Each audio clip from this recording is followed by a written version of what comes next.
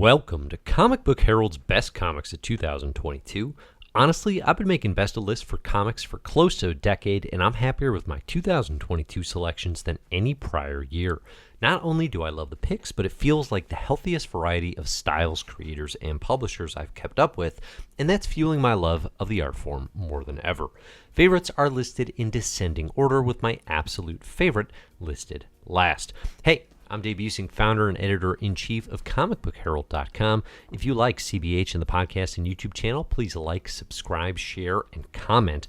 All that good stuff helps the channel out a great deal. Let me know your favorites of the year here too in the comments. I want to know what you loved. Today, I'm going to share a quick hit of my 15th through 11th favorite books before doing a full rundown of my top 10. You can see the full list of my top 35 favorite comics and graphic novels of the year on comicbookherald.com, with links, of course, in the show notes. Comics are good. Here are the best. Number 15. I'm fine, just understand. N.D. Stevenson, Nimona Lumberjanes, is one of the best queer voices in comics, and his webcomics released via Substack emails are always compelling, engaging, funny, heartfelt, and memorable. Number 14, Radical, My Year with a Socialist Senator. Sophia Warren's debut graphic novel is a deliciously informative display of local politics as Warren embeds with New York State Senator Julia Salazar during her first term in office circa 2018. Number 13, Once and Future. Annual best of lists for comics are all too likely to reward debuts and series launches while forgetting about books that simply continue to get it right. Let's change that by rewarding Kieran Gillen, Dan Mora, and Tamara Bonvillain's Once and Future for sticking the landing. Number 12, Suzanne, the Jazz Age Goddess of Tennis. Tom Humberstone's gorgeous new graphic novel, Suzanne, tells the story of Suzanne Lenglen on her path to the world's greatest tennis champion. In addition to fascinating historical elements that tap into domineering tennis dads, World War I era sexism and prejudices, and the worth of a good bottle of cognac, Suzanne is intensely good at selling the drama and tension of a close match. Number 11, Ghost Cage. Find me a cooler looking comic than Ghost Cage. I'll wait. Caleb Gollner and Nick Dragotta team up to deliver What If East of West Was Akira, and it's one of the most enriching surprises of the year. This book looks you in the eye, tips its cap, and steals your honey like it stole your bike. Top 10, here we go, in full, Comic Book Herald's 10 favorite comics of 2022. Number 10, Human Target. Two things are true. Number 1, Tom King works with all the most striking artists, and this pop art noir explosion from Greg Smallwood is inspired.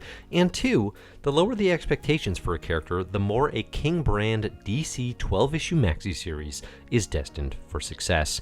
On Human Target, King gets to play with the flexible canvas of Christopher Chance, leaning into a love for J.M. DeMatteis, Keith Giffen, and Kevin Maguire's Justice League International, and the romantic heart at the center of most of his well-known works. The end result is a substantially more world-weary George Clooney's Ocean 11 lead navigating the superpowered assassination attempts of the DC Universe, and it may well go down as King's best since Mr. Miracle, and an incredible post-Moon Knight evolution for Greg Smallwood. Number 9, Immortal X-Men and X-Men Red. Heading into 2022, X-Men comics were on their heels. The promise of House and Powers came to a screeching halt when head of X Jonathan Hickman announced his imminent departure from the line. Despite that, the creative teams of Kieran Gillen and Lucas Wernick and Al Ewing and Stefano Caselli have spearheaded the destiny of X with dueling aces at the top of the lineup, Immortal X-Men and X-Men Red. My personal favorite usually comes down to whichever book released most recently, and even tie-ins with the quite good Axe Judgment Day event haven't slowed down either creator's momentum. In Immortal X-Men, Gillen and team are exploring the members of Krakoa's Quiet Council, all set against a backdrop of a war for mutant future fought across centuries between Destiny and Mr. Sinister. In an X-Men Red, Ewing and team get to fully establish planet Arakko, the mutant terraform Mars giving rise to a new society of mutants in the Sol system. Whether giving Irene Adler the fully formed character overview she's always deserved, or celebrating the majesty of Aurora Monroe, these two comics have not only maintained the promise of the Krakoa era, but made for an exciting future once again. 8, A Righteous Thirst for Vengeance. I'm a huge fan of Rick Remender's work through the early 2000s with books like Uncanny X-Force, Fear Agent, and Deadly Class among some of my favorite comics of all time. But in 2022, I honestly don't know where I stand with the author. I'm much slower to pick up a series he's writing, have books I still haven't looked at, such as Tokyo Ghost, and have strongly disliked some of the more recent ones, such as Scumbag. All of that made A Righteous Thirst for Vengeance the perfect reminder of Remender's capabilities, shown here through a uniquely meditative crime drama that leans so heavily on the amazing artwork of Andre Lima Arujo, with Chris O'Halloran and Russ Wooten. This series is a genuine can't-put-it-down one-sitting burner, absolutely refusing to hold the reader's hand, and instead diving headfirst into a naturalistic exploration of an ordinary insurance agent pulled into a web of contract killers. The absolute most striking thing about the book, though, continues to be how much story is told without any caption or dialogue. If Andre Lima Arujo isn't in Eisner consideration in the near future, he absolutely should be. Number 7, Sabertooth. You're going to hear a lot in 2022 how surprised critics and fans are to love a Marvel Sabertooth mini. And while that's very understandable, I've been certain since acclaimed horror novelist Victor LaValle was announced as part of the X-Men office.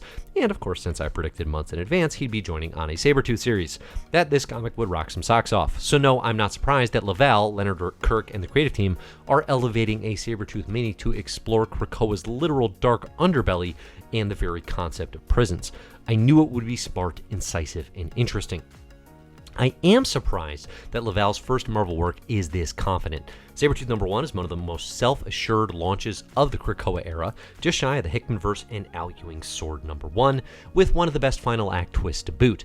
The post-Hickman era of Krakoan X-Men is ripe for the taking, in need of new visions exploring this rich tapestry, and along comes LaValle with the worst that mutant kind has to offer, so of course, it's one of this year's best. Number 6, The Nice House on the Lake. I felt strongly that The Department of Truth was James Tynion IV's strongest comics work of 2021, but reading the collected edition in full and with the series' second half kicking off in 2022 and progressing throughout this year, there's little denying that I'm completely hooked with The Nice House on the Lake. That it's not really true for any other comic right now that Tynion is writing. I can miss a week's pull of just about any series knowing I'll catch up later, but Tynion, Alvaro Martinez, and Jordi Belair's Alien Mystery, and Judas H. Priest, what an under-to-sell that descriptor is a week of released must-read. I have to know what happens next and where the story is going to land, much the same way I felt about Lost, True Detective, or, Batman Elmer Fudd. I'm simultaneously torn between the desire for this series to sprint to its conclusion and for it to run for an indeterminate long time. Tynion deservedly won the 2021 Eisner for Best Comics Writer, but honestly, with a book this airtight, it'll be astonishing if that isn't only the beginning. Number 5, Catwoman, Lonely City. My favorite DC Black Label release to date, and the best Batman universe story since Scott Snyder and Greg Capullo's Court of Owls. Cliff Chiang's virtuoso comics masterclass. Chiang draws, writes, colors, letters, is deliberately in conversation with Frank Miller's The Dark Knight Returns, and miraculously meeting those standards. Better yet, Chiang's taking pages from Miller's less celebrated Dark Knight Strikes Again, and flavoring his Gotham with a fuller scope of the DC universe. It's a 10 years after Batman heist with an older Catwoman and collection of rogues trying to break into the Batcave, but it's also the most confident reflection of the entire Batman mythos in ages. This one will be one on Best of the Bat list for a long, long time coming. Number 4, The High Desert, Black Punk Nowhere. Every so often, I'll take a chance on setting up an interview with the creator of a new graphic novel I haven't even read, purely on the subject matter and how interesting their background sounds. This has tremendous risk-reward potential, as I occasionally set myself up to an hour-long conversation with the writer or artist of a comic I don't even like that much. The opposite is true far more often, though, as is the case with James Spooner's The High Desert. I knew I'd enjoy the chance to talk punk rock in his documentary Afropunk with Spooner, but on top of that, I also got to dive headfirst into one of the most striking and memorable debut graphic memoirs I've read in years. In The High Desert, Spooner writes about finding his identity through the punk scene in high school and how that intersects with race, culture, and geography. The recollections are remarkably precise, evocative of neo-Nazi racist extremes, but also the more subtle ways racism can be tolerated for convenience and sometimes just getting through the day. Plus, the work is beautifully rendered with rare sense of pace and spacing and enough punk rock recs and annotations to fill up a sick playlist. Number 3, Squire. Nadia Sheamus and Sarah Alfagi's graphic novel has the fully formed heft of an instant classic and the possibility of a world that could continue for years if we're lucky. Squire is the adventure of a young immigrant hopeful enlisting and becoming a knight for her country will allow her fulfilling dreams of heroism. The nuanced work has the pragmatism to see through this facade and highlight the grotesqueries of war. While border conflicts over territory and the blood-soaked cloud of military violence is always hanging over the world, it's certainly more top of mind for a lot of readers through 2022 with Russia's invasion of Ukraine. My reading of Squire highlighted for me the dark sadness of youthful exuberance and patriotism for these conflicts in the face of the ugly reality, as well as the way slanted history and miscommunication entrench the quote-unquote rightness of the violence. On top of all that, characters like Avia and Husna are charming, childlike, and well worth rooting for. Number 2, Ice Cream Man. This will be the third straight year Ice Cream Man is one of my favorite comic books, and until another comic steps up and takes the title of Best Ongoing, it's Ice Cream Man's to lose. The biggest challenge for this brilliant, genre-defying exploration of horror comics craft is finding a next level, as W. Maxwell Prince, Martin Morazzo, Chris O'Halloran, and the team wade into 30 issues and up. What I value about Ice Cream Man above everything else is that if there's a down issue, we're still only one issue away from what could easily be my favorite single comics of any given month or the year. The perpetual formatting reinvention doesn't always work, but it's always ambitious, appreciated, and fascinating. Until Ice Cream Man sells the truck for parts, I'll take a double scoop lickety-split. Number 1, it's lonely at the center of the earth. One of the bigger problems with trying to read every good comic of the year is I inevitably wind up cramming in November and December. So naturally, following Thanksgiving, I'm rushing through all the comics I've saved up over the course of 2022, trying to give everything at least 2 issues or 50 pages to determine if it's grabbed me and feels special.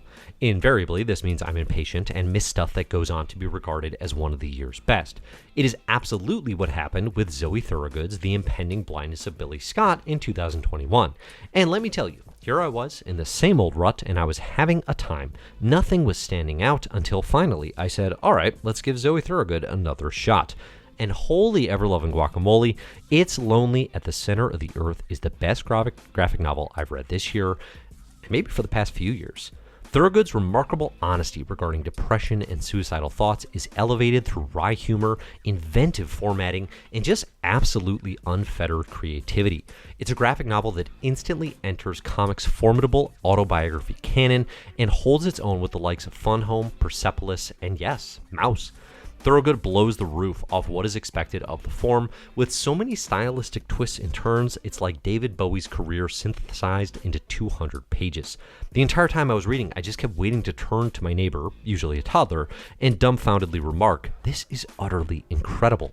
Simultaneously, all of this also feels like celebrating Thorogood's very serious mental health challenges on full display no matter how uncomfortable. I think for that reason, I don't want to see another work that's anything like this. But given the reinvention and ability to channel raw hopelessness into something so beautiful, I have no doubt that whatever comes next from Thorogood will be a new kind of remarkable. Thanks for listening. There you have it, the top 10, top 15 really, best comics of 2022. Again, if you want the full list of the top 35, plus some additional CBH writer picks, you can find the link in the show notes over on comicbookherald.com.